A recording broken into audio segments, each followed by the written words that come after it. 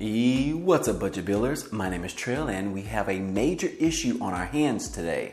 We have Mitch McConnell's impersonator trying to put an end to the infrastructure package. Joe Manchin is calling for Democrats to pump the brakes on the massive $3.5 trillion stimulus package, calling it just too much money to be spending right now. This is a massive blow to the Democrats and all of the work that they have done so far, even after the fact that Joe Manchin supported to advance this bill last month. He is having second thoughts once again, and this has caused the world of politics to be frantic right now. We are going to jump into it in just a moment, guys.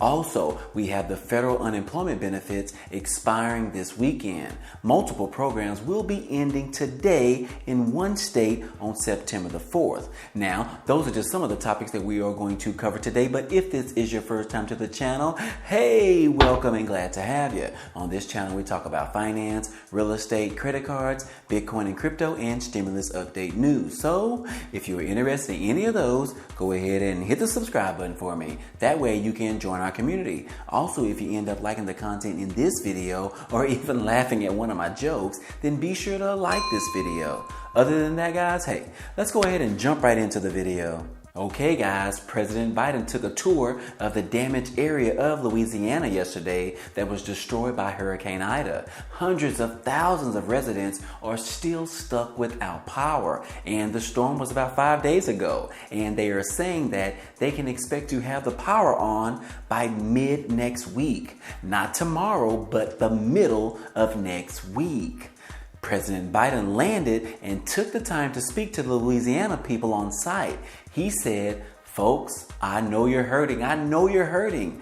Folks in Lake Charles, who I visited earlier this year, are still hurting from Hurricane Laura. I want you to know we're going to be here for you."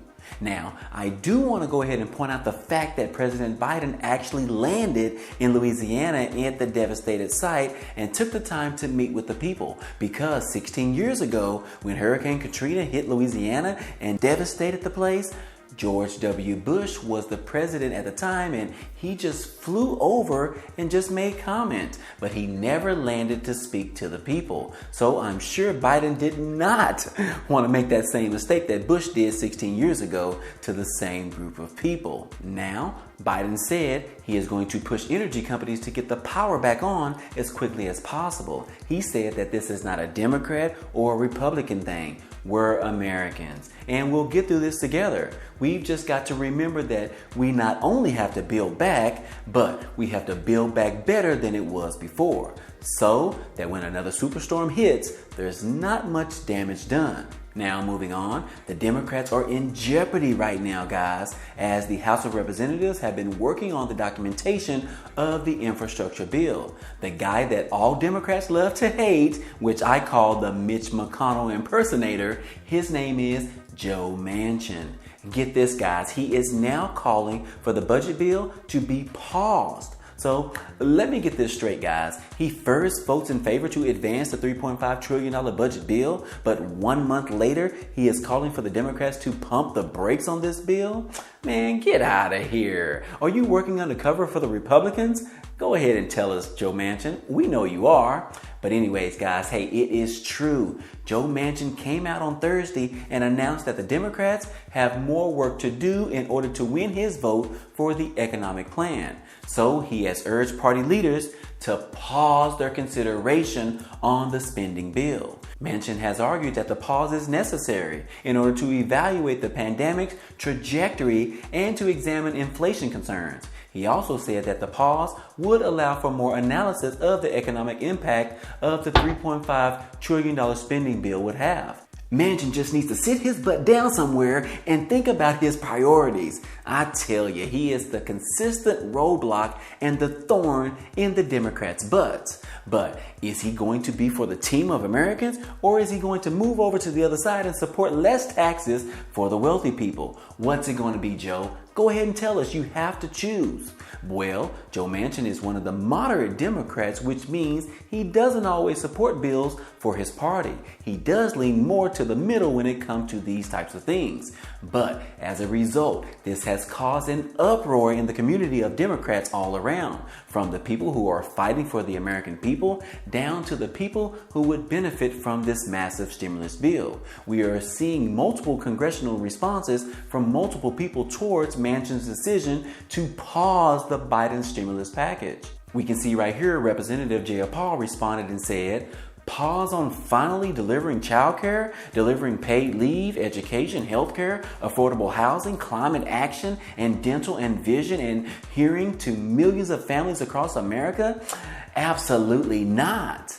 Then we have a response from Representative ALC. She dropped a real bomb on Joe Manchin. She tweeted, "Manchin has weekly huddles with Exxon and is one of many senators who gives lobbyists their pen to write so-called bipartisan fossil fuel bills.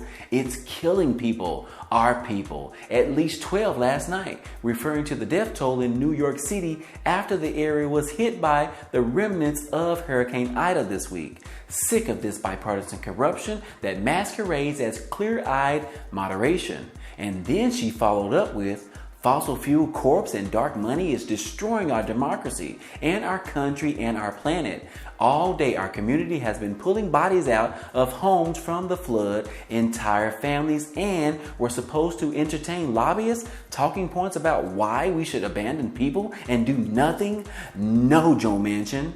And then we can see Rashida Tlaib responding in a tweet, and she said, "Instead of writing op-eds, why don't you look into the faces of our residents who have had their basements flooded with sewage multiple times and their power out for days? Senator Manchin, we deserve better."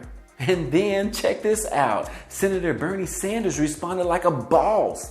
He said, if this is how Manchin wants to play, he will go ahead and kill the infrastructure bill that Manchin negotiated with a bipartisan group of senators. He said no infrastructure bill without the $3.5 trillion reconciliation bill. Now, after Manchin's objection reached all of Washington, the House moderates wrote a letter to Nancy Pelosi telling her that they only want to vote on the provisions that can get a majority in the Senate. Basically, they want to vote on things that they know Joe Manchin would actually support instead of trying to pass the entire bill all at once. But of course, Pelosi is not having it at all. She wants all of it together or not at all. So as Manchin becomes under pressure about his change of direction, the House of Representatives are still working on the bill to have it completed before it's time for that vote on September the 27th. Now, I will keep you guys posted on any follow-up news that we have towards Mitch McConnell's impersonator, Joe Manchin.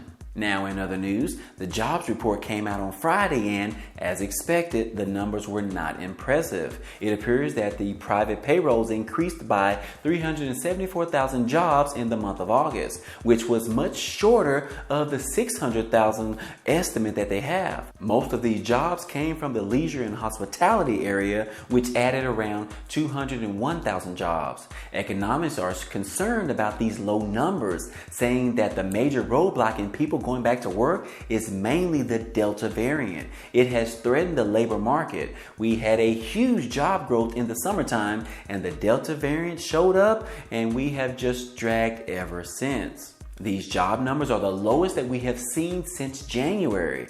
Delta is reducing consumer demand and threatening the reopening of some businesses. According to CNN, this is just a harsh reminder that the pandemic has control of our destiny.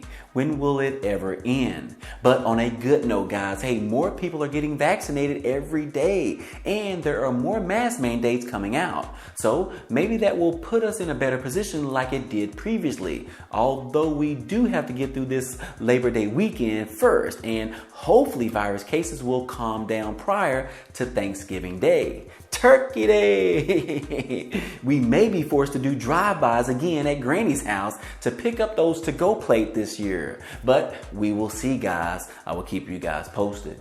And lastly, the federal unemployment benefits will be ending this weekend. More than 400,000 Michiganders will see their pandemic unemployment assistance benefits end this weekend. Actually, today on September the 4th. The last payable weeks of benefits from these programs established in the American Rescue Plan will end today, Saturday the 4th. Those benefits are Pandemic Unemployment Assistance, or PUA, Pandemic Emergency Unemployment Compensation, or PEUC, and the Pandemic Unemployment Compensation, or PUC, and the Mixed Earners Unemployment Compensation, or the MEUC. All four of these are coming to a halt this weekend as these benefits are expiring. They have suggested and provided resources to search for a job, as well as services to get resume assistance, interview skills, classroom and on-the-job training, and virtual and in-person job fairs. The extra weekly benefits being removed and forcing Americans to look for alternatives.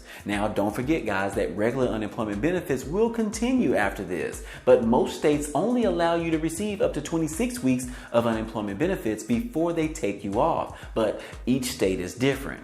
Anyways, guys, hey, that's all I have for you today, but don't forget about the Webull promotion where you can get those 2 free stocks simply by depositing just $5 into your account. Now, those stocks can be worth up to $2,000. And if you want to go ahead and try out the Amazon Prime membership for 30 days, hey, they are offering it for totally free. Both of those links will be down below in the description. Anyways, guys, hey, this has been another 4th stimulus check update for today. Now, if you enjoyed any of this information or found it to be useful, be sure to hit the like button for us. It definitely helps out a lot, and it also tells YouTube to share this video with others. And if you haven't already, hit the subscribe button for me so that you can be a part of this community. And hit the notification bell to be notified of each new video. Again, as always, hey, I appreciate you guys stopping by and watching, and I hope to see you on the next video.